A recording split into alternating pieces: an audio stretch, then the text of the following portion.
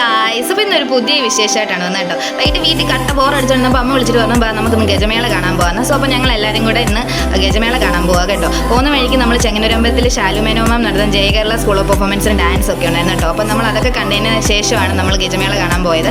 സത്യം പറഞ്ഞാൽ ഗജമേള തിരുവനന്തപുരം ശ്രീകൃഷ്ണ ക്ഷേത്രത്തിൽ വെച്ചായിരുന്നു. നമ്മൾ ഇന്നപ്പം നല്ല തിരക്കായിരുന്നു, പക്ഷേ നല്ല രസമുണ്ടായിരുന്നു. ആ ഒരു ലൈറ്റും കാര്യങ്ങളും ഇത്രയും ആനകളൊക്കെ നിരന്ന് നിന്നുള്ള ഗജമേള എൻ്റെ ജീവിതത്തിൽ ആദ്യത്തെ എക്സ്പീരിയൻസ് ആയിരുന്നു. അമ്മയും പപ്പയും അവരുടെ കുഞ്ഞിലേക്ക് അവർ കണ്ടിട്ടുണ്ട്.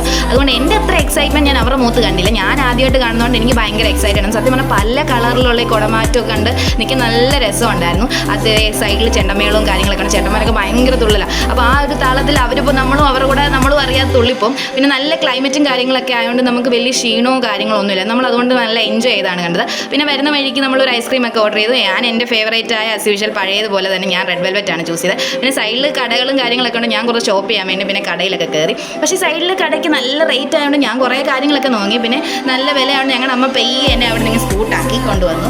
പിന്നെ ഞങ്ങളുടെ അമ്മയ്ക്ക് എവിടെ പോയാലും ബജ്ജി കോളിഫ്ലവർ സത്യം പറഞ്ഞാൽ ഭയങ്കര ഇഷ്ടമാണ് കേട്ടോ. പിന്നെ അമ്മമാർ എന്തെങ്കിലും കാര്യം പറഞ്ഞാൽ മക്കളായ നമ്മൾ സാധിച്ചു കൊടുക്കണമല്ലോ. പിന്നെ ഞങ്ങൾ അതൊക്കെ വാങ്ങിച്ചതിന് ശേഷം നമ്മൾ കുലുക്കി സർബത്ത് കുടിക്കാൻ വേണ്ടി ഒരു കടയിൽ കയറി. അതിൻ്റെ പല ഫ്ലേവർ നോക്കി. പിന്നെ ആ ചേട്ടനോട് നമ്മൾ ലാസ്റ്റ് ഒരു ഫ്ലേവറൊക്കെ പറഞ്ഞ് ചേട്ടൻ നമുക്കൊരു കുലുക്കി സർബത്തൊക്കെ കുലുക്കി തന്നു. അങ്ങനെ അവിടെ കുറേ നേരം എൻജോയ് ചെയ്തതിന് ശേഷം നമ്മൾ തിരിച്ച് വീട്ടിലേക്ക് പോരാൻ തുടങ്ങി. പക്ഷേ നമ്മൾ ഫുഡൊന്നും കഴിക്കാത്തതുകൊണ്ട് നേരെ നമ്മൾ ഹോട്ടലിൽ ഫുഡ് കഴിക്കാൻ കയറി. പിന്നെ അമ്പലത്തിൽ പോയിട്ട് വന്നാൽ അറിയാമല്ലോ, നമ്മൾ വെജിറ്റേറിയൻ ഹോട്ടലിൽ കയറാറേ ഉള്ളൂ.